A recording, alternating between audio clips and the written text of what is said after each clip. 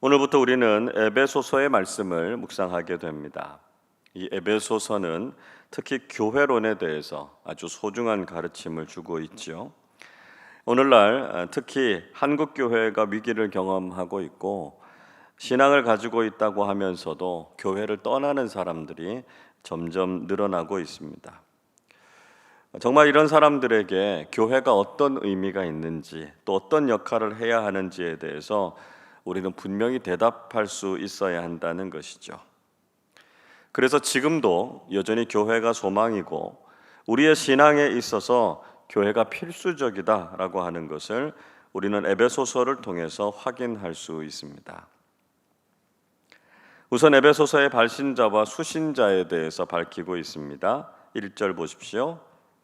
하나님의 뜻으로 말미암아 그리스도 예수의 사도된 바울은 에베소에 있는 성도들과 그리스도 예수 안에 있는 신실한 자들에게 편지하노니 말씀하고 있습니다.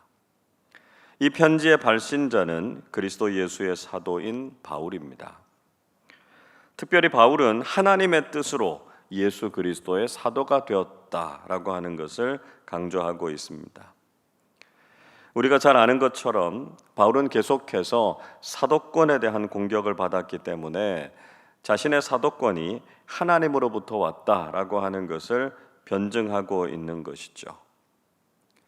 하나님께서 주신 영적 권위를 가지고 복음을 전하고 있다라고 하는 것을 보여주어서 자신이 복음을 전하는 사역에 걸림이 되지 않도록 하고 있습니다.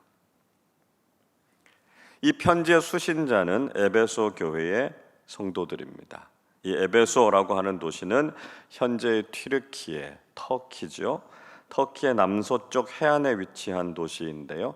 이 튀르키예의 세 번째 도시인 이즈미르의 남쪽에 위치하고 있는 도시입니다. 또 이 편지는 옥중 서신으로 잘 알려져 있죠. 아마도 바울이 주후 61년부터 63년경에 처음으로 로마에서 가택 연금의 상태로 있었을 때 에베소 교회에 보낸 편지였다라고 하는 것이죠. 바울은 제2차 전도 여행 때 에베소를 잠깐 방문했었습니다. 사도행전 18장 19절부터 21절 말씀을 읽어보면 바울은 브리스길라와 아굴라 부부를 에베소에 머물게 하고 자신은 그곳에 오래 머물지는 않고 떠났습니다. 그러다가 제3차 전도 여행 때 무려 3년간 머물면서 가르쳤던 교회가 바로 이 에베소 교회입니다. 사도행전 19장에서는 바울이 에베소에 두란노 서원을 세우게 되죠. 현재는 셀수스 도서관이라고 불리는 이 도서관을 세우게 되고요. 2년 동안 그곳에서 복음을 아주 꾸준하게 가르쳤습니다. 그리고 그곳에서 귀신도 쫓아냈고요. 아데미를 섬기는 사람들과 또 그것을 이용해서 돈을 버는 사람들과도 소동을 벌이게 되죠. 마지막으로 바울은 예루살렘으로 가는 길에 에베소에 직접 가지는 않았고요. 밀레도에서 에베소의 장로들을 만났습니다. 에베소 교회를 향한 바울의 사랑과 헌신이 얼마나 대단했는가 하는 것에 대해서 바울이 그들을 일깨워 주었던 것을 볼 수 있습니다. 사도행전 20장 31절은 이렇게 말씀합니다. 그러므로 여러분이 일깨어 내가 3년이나 밤낮 쉬지 않고 눈물로 각 사람을 훈계하던 것을 기억하라 말합니다. 바울은 3년간 그들을 양육하고 믿음으로 세우는 일을 위해서 헌신했습니다. 그런 바울의 기대에 부응해서 처음에 에베소 교회는 주님을 뜨겁게 사랑했던 교회였습니다. 그러나 이후에 사도 요한을 통해서 그들이 주님을 향한 처음 사랑을 잃어버렸다고 책망을 받기도 했습니다. 요한계시록 2장 4절은 이렇게 말씀하지요. 그러나 너를 책망할 것이 있나니 너의 처음 사랑을 버렸느니라 말씀하고 있습니다. 에베소 교회는 복음을 위해서 수고하고 인내하면서 악한 자들과 맞서 싸웠던 교회였지만 그 과정 속에서 믿음의 열정과 사랑을 잃게 됐다라고 하는 것입니다. 주님께서는 그들이 회개하고 다시 주님을 향한 사랑과 복음에 합당한 신앙을 회복하기를 원하셨던 것이죠. 자, 바울은 이런 에베소 교회에 편지를 보내면서 주님의 은혜와 평강을 기원했습니다. 2절 말씀 보십시오. 하나님 우리 아버지와 주 예수 그리스도로부터 은혜와 평강이 너희에게 있을지어다 말씀합니다. 교회에 정말 필요한 것은 세상적인 그 무엇이 아닙니다. 오직 하나님 아버지와 예수 그리스도로부터 오는 은혜와 평강이 교회를 교회되게 회복시킨다라고 하는 것을 깨닫게 되죠. 우리 아름다운 교회에도 우리 주님께서 주시는 은혜와 평강이 늘 함께 하시기를 주님의 이름으로 축복합니다.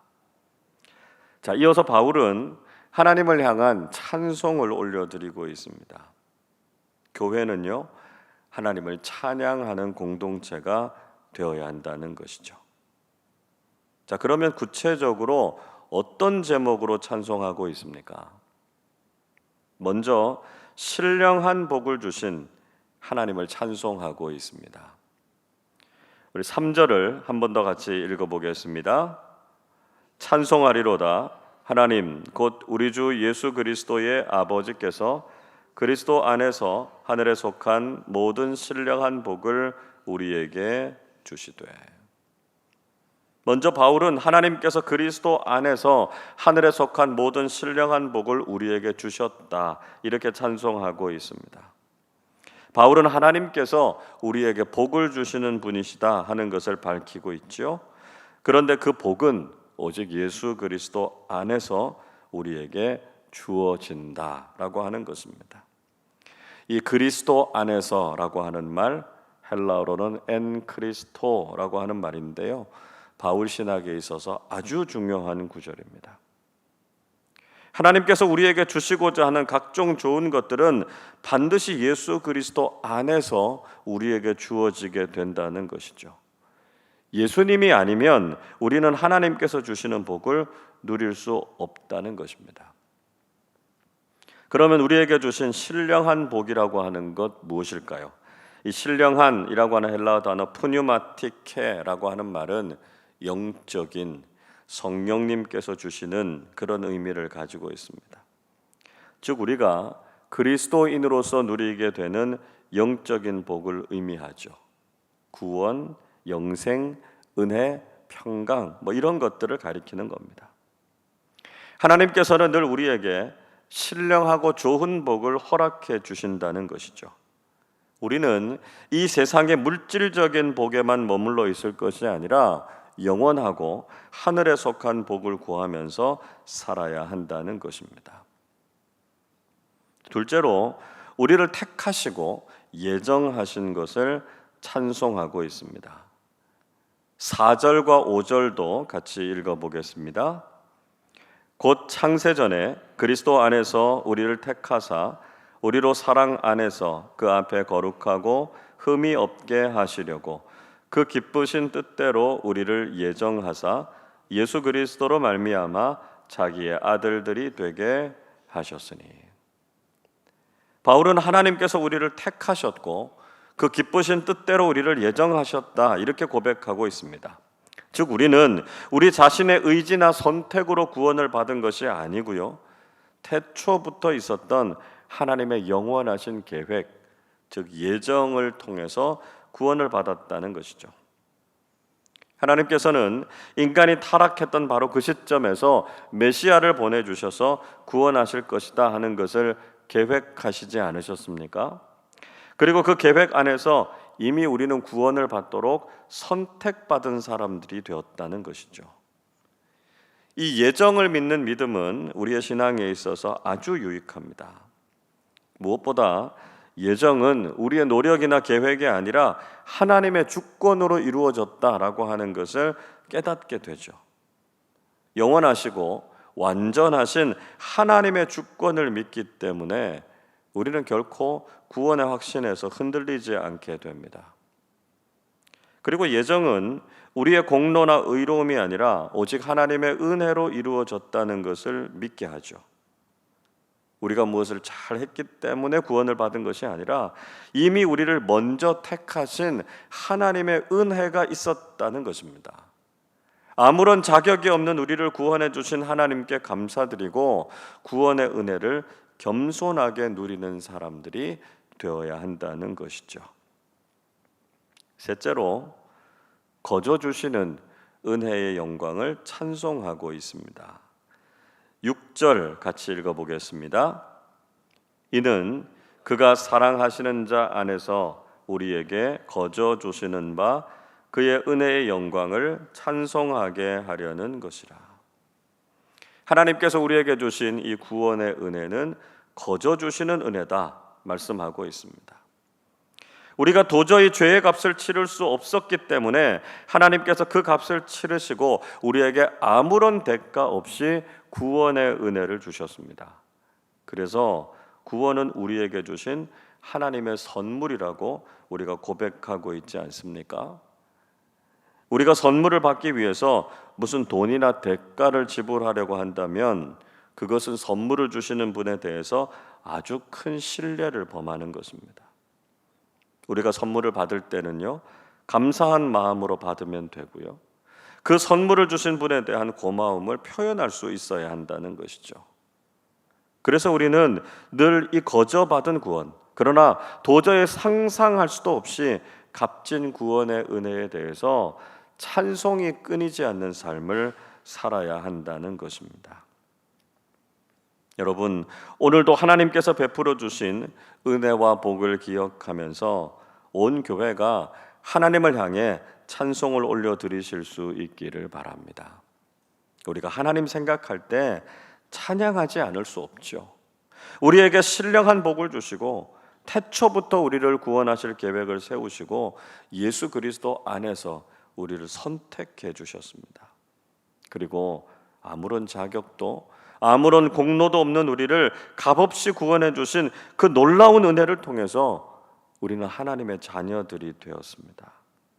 이제 우리가 일생 해야 할 일은 그 놀라운 은혜와 사랑을 찬송하는 일이죠.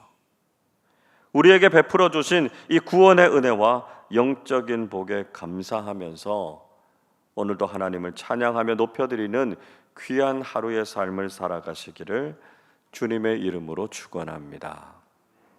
기도하겠습니다. 찬송과 영광을 받으시기에 합당하신 하나님 아버지, 감사와 찬양을 드립니다.